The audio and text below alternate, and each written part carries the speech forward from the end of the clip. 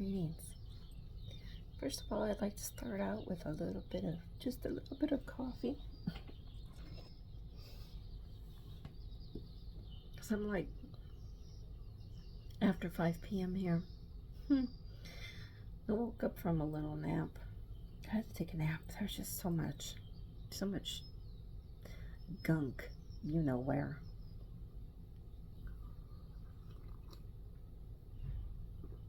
Oh, that's good. Well, I could pause in between. If I do pause, it's because I'm taking a sip of coffee. I hope you're liking my story so far. Please, if you know me and you have methods to message me with a question, if you don't want to put it here, that's okay, but it really helps when I know that people are watching. A thumbs up is all I'm asking, basically, because, I like encouragement. We all do, you know. Words would be nice, but if you're watching TV, I know sometimes it's hard. I mean, if you're watching YouTube on your TV, it's hard to give that thumbs up, but you can do it. You just, let me show you, because I do it all the time here. If you got a little thingy like this, you just hit up so that it goes to the above line. It'll pause. You could pause it and go to the above. There's above line where you're going to see the thumb up. And then you just give me a thumbs up. Later on, if you're on your phone and you happen to see this on your YouTube, you'll be able to give me a comment. But if not, well, just send it to me any other methods that you know of. I'm on just literally almost every really good platform. I'm not on the Twitter X place. No. You couldn't catch me there if my life depended on it. If it was the last, and God forbid it be the last place to go on the internet, because I'm not going there. Okay, I'll be back in just a minute. Let me have a couple more sips. Okay, so moving forward from here, there's going to be a lot of scenes that some people who are very sensitive, and I'm a very sensitive person, but I wrote this stuff, okay? This is going forward, as the chapter says, transference begins. So you're going to be seeing a lot of how this is transferred, okay? And it's going to get kind of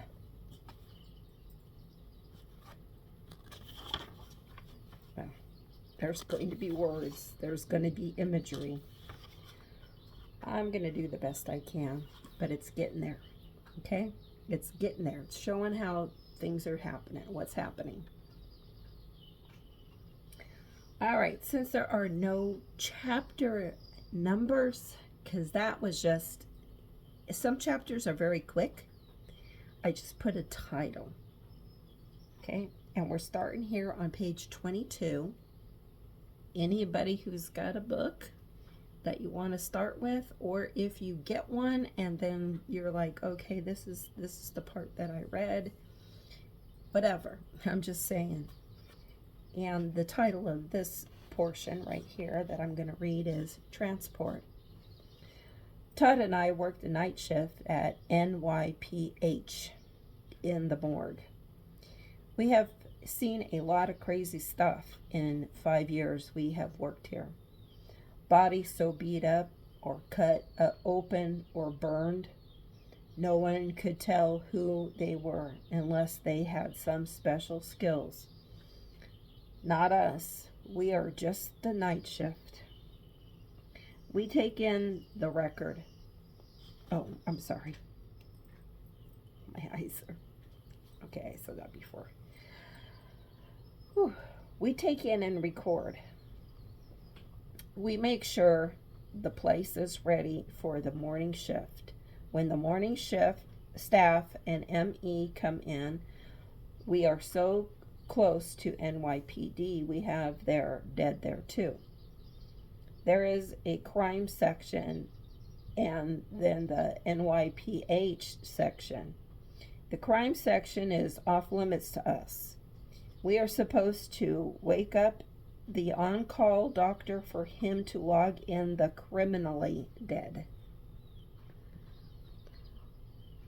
We just log in the bodies that come in from the hospital. We do not do the slicing and exams.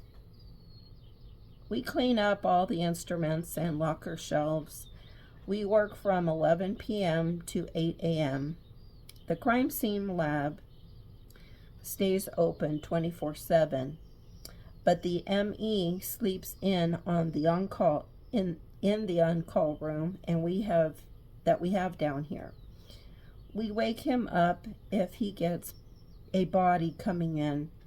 We will assist with the transport of the body and the ambulance from the ambulance gurney to the observation table. We see tonight's on-call is Dr. Peterson. There are walkies set up for the hospital and a unit for the NYPD. If the body has been signed for and needs to be ready for transport to pick up, then we clean it up. But the mortuary will do all the dress and makeup. We have one to clean up for a pickup at 7 a.m. Number 17, Ian Brooks, 5'9", 175 pounds, age 29, male, Caucasian, TOD 2304, COD unknown, no drugs or alcohol in the system, no broken bones, no sign of trauma, no autopsy requested, attending doctor, Star Ambers, professor of pathology, MD. Todd left to go to the corner deli to pick up our late night dinners, meatball, sandwiches, and 2 large sodas and Monster energy drinks. Hey John, they got a new cashier down at the all-nighter. She is smoking. I am single and Todd always tries to hook me up with every cute girl he sees. He has a girlfriend, a short and round girl. She is really sweet. Janice, she's 24. He is 25. They are perfect together. And they want me to have someone too, so they can double date someday. Oh, and someday get married and have kids and stuff together. I am not sure I really need or want anyone. This schedule is hard to have dates on, not to mention that telling a date I work with the dead is not the best about me to start a conversation with. Todd and Janice are good kids, and even though I'm 35, I just have not found the right one yet. I live in my mom's 2-bedroom apartment. We do all right. She needs me. I need her. It works. We decide to eat first. We both are starved, and who likes cold meatballs? As we sit down, Todd is talking on and on about the good time he and Janice had on their day off. He is saying something about Coney Island. I keep hearing a thud, but we hear it a lot of sounds down here. Some are explained, some we never find out. Man, there are some freaks out there, he kept hammering, and I could not be sure what I was hearing. Shush, I hushed him. Thud, Thud. It came again. Thud, thud. Now Todd hears it too. What the fuck is that? We both put our sandwiches down and turned to the noise coming now very distinctly from the lockers. Number 17, Ian Brooks. Ian. We get up. It is Ian. I-A-N is Ian. But I guess some people could pronounce it Ian, but it's Ian. Okay, we get up and stand closer. The thudding gets louder and more panic sounding. We look at each other. We never heard something like this before. Open it, says Todd, barely audible. Me? Yeah, you. I got Janet's to think about. I got Ma. Rock, paper, scissors. The thudding is louder and more frequent. Bam, bam, bam, thud, bam, bam. Then we hear, the fuck? Shit. Maybe we need Dr. Ambers for this. Don't be a weenie. Just open it, Todd insists. Fuck. I open the latch. The dead body inside is kicking around and thrashing in a small space. I roll it out. Todd has picked up a scalpel and starts behind me. When I get the tray all the way out, the body of Ian Brooks rises up and reaches for me, bites my wrist, and hits bone. Ah! I yell. Todd stares frozen in the shock of a dead guy that just bit the fuck out of me. He swipes the guy's face, taking a slice out of his cheek, hoping to stop him. It worked, but now he's turned from me and trying to grab Todd. I am looking for something else to try to knock him out, but it's too late. He reaches Todd and bites his neck, and Todd turns away. I pick up a stool and smash it over Ian's head. He goes down. I smash him again in the back. I grab rolls of gauze and alcohol. I grab Todd and yell, "Let's get the fuck out of here." I push the red alert button, and then we leave out the transport door used for taking the bodies out so the public don't see them. Our vehicles are parked out there. We head for my van. We hear growling from behind us. We get in and shut the door, and my van is just as dead. Hang on. We get in and shut the door, and my van, just as Mr. Dead Guy lunges forward and throws himself at the door as it shuts. What the hell is that? Todd is freaking out. He always freaks out about odd stuff, but I have to admit that I am pretty freaked out too. Maybe it's just a junkie. They mispronounced dead. I clean my wrist and then Todd's neck. We hear the thudding of the van's door. After we are bandaged, we think of what to do. I reach in my pocket for my cell phone, but it must have fallen out. Todd, do you have your phone? He pats his pocket and finds it inside. He dials 911 and gives them details of what just happened. They are busy. They tell him they will dispatch a unit as soon as they can. Something is going down near 37th Avenue, and all units have been called out there. So that's it, but we're going to go on to another one because we got about 14 minutes, so we can do another one. This is a good time for me to mention. If you hit the little bell thingy, it'll tell you when I've dropped another story. So, because I'm not going to have time to know who's even here. I'm seeing that some people have visited or whatever. Whether they liked it or not, I don't know, but it would really help.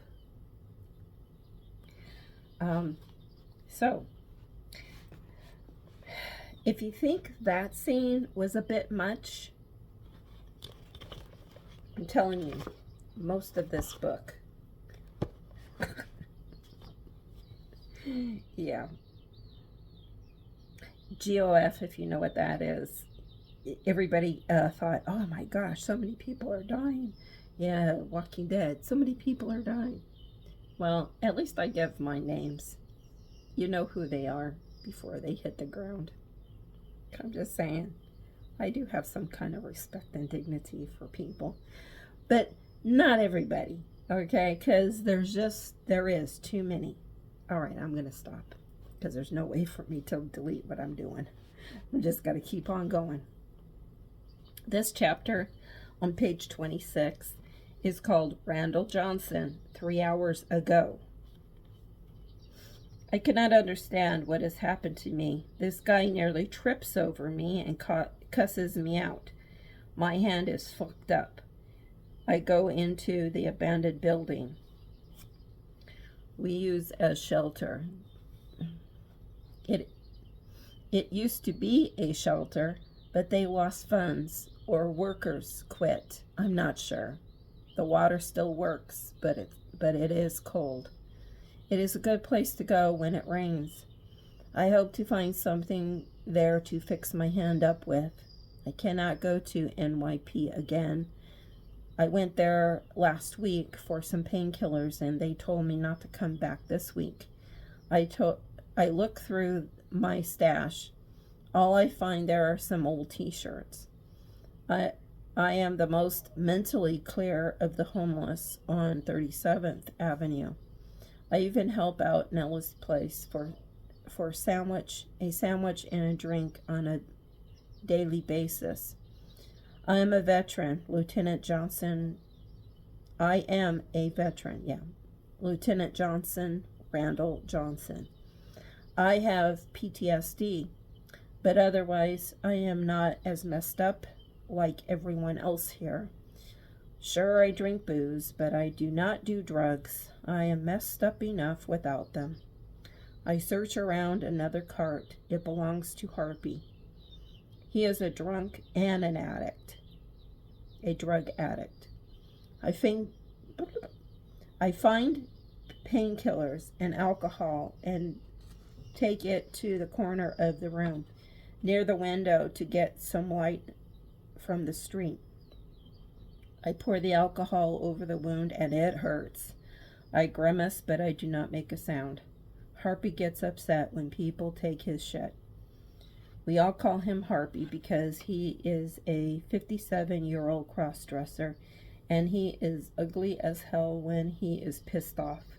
He wears makeup when he can find it and has a jacket with American Legends Harley Davidson Eagle on the back. He was a writer back in the day from Milwaukee, LGBT HD. He always has a stash of those small one-serving bottles of booze. You can never really have a good conversation with him. I took a Jack Daniels cap off. I take a swig of it with the pain pill. I should sleep well. I find my spot stepping over a few sleepers who have crashed here tonight. It is hard to get sleep with a mixture of booze seeping through your pores of those who have drunk till they stink out of piss. Hang on.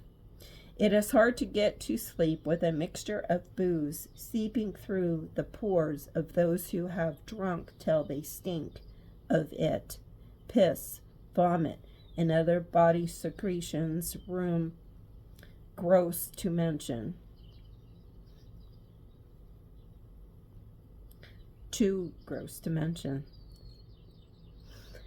Empty condoms leave the odor I wish I could get out of my mind as much as my nose. The weather says we are going to have some rain. I lay down and fall into a sleep that starts out with a dream of me getting bit by a crazy ass. Seems like I was asleep for a while when someone starts kicking the fuck out of me. I roll over and see it's Harpy. I grab his foot and pull him to the floor. I wake myself up and feel a surge of anger rise through me. Along with it, a strange hunger. I grab his foot and take a deep bite out of it while he thrashes and screams. The others wake up and come to his rescue. No one likes anyone messing with Harpy. He is the pet of 37th. They start yelling and kicking at me. I grab another ankle. I bite it. The more anger I feel, the more I need to feed. Someone knocks the fuck out of my head. I lay in darkness. Blood fills my eyes. So, the next chapter is Harpy. But I think I'm just going to leave it right there for now because we got on to 21 minutes. I won't have a chance. These next chapters go pretty quick. But we're going to leave off here at page 28.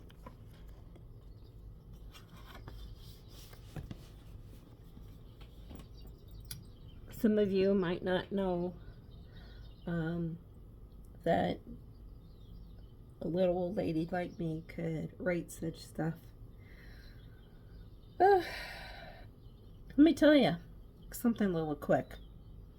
Writing has been my therapy for years, at least decade or more. And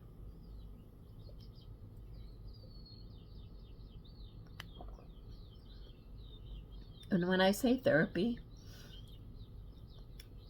I used to write by hand stories that would help me to deal with people who have done me wrong. You're going to see that a lot in here. You won't know who these different people are. They're just people in the story that pop up into my head. Somebody else. Because how can you tell that something is spreading if you don't show it? And this is how this thing spreads. So if you don't like it so far, it's only going to get worse. Maybe this book or story isn't for you, and I fully understand. You could leave me a note if you want to in the comments and say, hey, this isn't my cup of tea or my cup of coffee. But thanks for the offer. You don't have to listen to it just because I asked you to or invited you here or whatever. I do have friends who are reading it, and some have purchased the book and some cannot.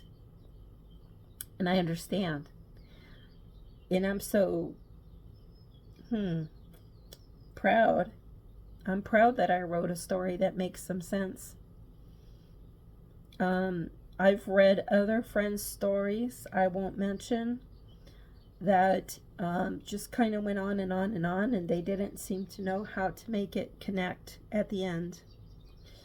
I did the best I could in this story, in this book. It was only going to be one book, but as time went on, I knew I needed to have an end, and it went on and on to to need to be continued into a second book. Anyways, thank you for being here. I'll see you next time.